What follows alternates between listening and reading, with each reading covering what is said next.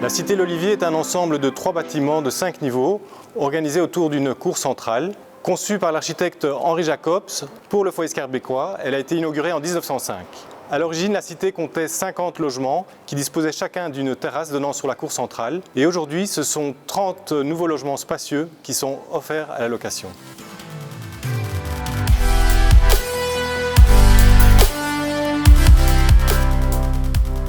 Nous nous trouvons ici dans la cour de la cité de l'Olivier. Il faut savoir que c'est le cœur du projet, c'est ici que ça se passe, c'est ici que les gens vont se rencontrer, c'est ici que les enfants vont jouer. Donc ça a été une préoccupation principale des architectes.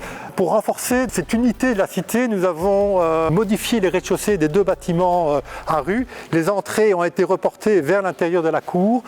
Et finalement, donc, tous les habitants, pour rejoindre leur logement, passent par cette cour. Alors pour le moment, cette cour est très minérale, mais elle sera végétalisée, donc le projet est en cours et bientôt ce sera un espace vert mêlé à l'architecture magnifique.